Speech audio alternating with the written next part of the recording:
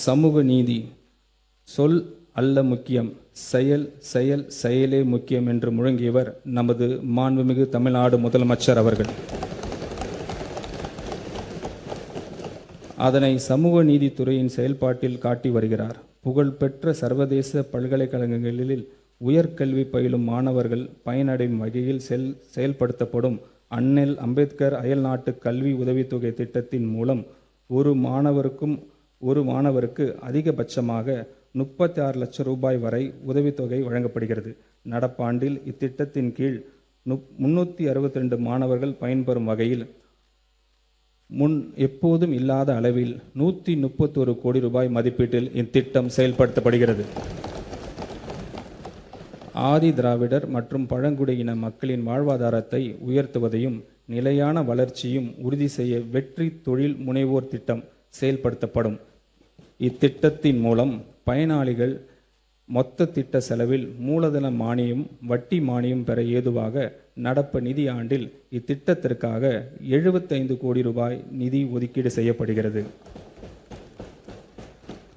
அண்ணல் அம்பேத்கர் தொழில் முன்கோடிகள் திட்டத்தின் மூலம் ஆதி திராவிடர் மற்றும் பழங்குடியினருக்கு இடையே ஆண்டர்பிரினர்ஷிப்பை ஊக்குவிக்கும் நோக்கில் மூலதன மானியம் மற்றும் கடன் வழங்கப்பட்டு அத்தொழிலில் முனைவோருக்கு ஆதரவு அளித்து அவர்களின் பொருளாதார முன்னேற்றம் மற்றும் செல்ஃப் சஃபிஷியன்ட்டை உள்ளடக்கிய வளர்ச்சியினை அடையும் வகையில் செயல்படுத்தப்பட்டு வருகிறது. இத்திருத்த வரவு செலவு திட்ட மதிப்பீடுகளில் இத்திட்டத்திற்காக 165 கோடி ரூபாய் நிதி ஒதுக்கீடு செய்யப்படுகிறது. ஆதி திராவிடர் மற்றும் பழங்குடியின பெண் விவசாய தொழிலாளர்களை லேண்ட் ஓனர்ஸ்களாக மாற்றும் நோக்குடன் மண்ணின் மகள் திட்டம் செயல்படுத்தப்படும். இத்திட்டத்தின் கீழ் பயனாளிகளுக்கு விவசாயம் செய்ய திட்ட தேவையான நவீன தொழில்நுட்ப பயிற்சி வழங்கப்படும். திருத்த வரவு செலவு திட்ட மதிப்பீடுகளில் இத்திட்டத்திற்காக 20 கோடி ரூபாய் நிதி ஒதுக்கீடு செய்யப்படுகிறது.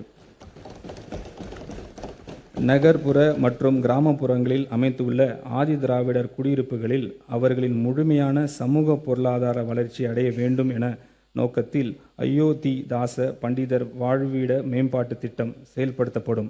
ஆதி திராவிடர் குடியிருப்புகளில் அடிப்படை உட்கட்டமைப்புகளை விரிவாக மேம்படுத்துவதிலும் மக்களின் வாழ்க்கை தரத்தை உயர்த்துவதிலும் இத்திட்டம் முழுமையாக கவனம் செலுத்தும்.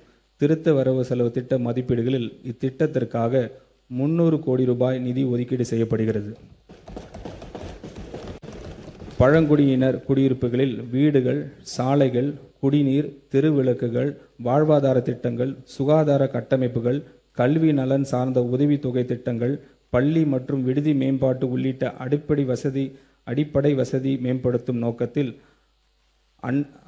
ஆன்றோர் மேம்பாட்டு திட்டம் செயல்படுத்தப்படும். இத்திட்டத்தின் கீழ் நடப்பு நிதி ஆண்டில் 250 கோடி ரூபாய் ஒதுக்கீட்டில் பழங்குடியினர் குடியிருப்புகளில் உட்கட்டமைப்பு வசதிகள் மேம்படுத்தப்படும்.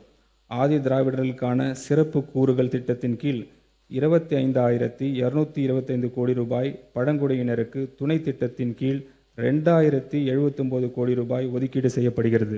இத்திருத்த வரவு செலவு திட்ட மதிப்பீடுகளில் சமூக நீதித்துறைக்கு 3,937 கோடி ரூபாய் ஒதுக்கீடு செய்யப்படுகிறது.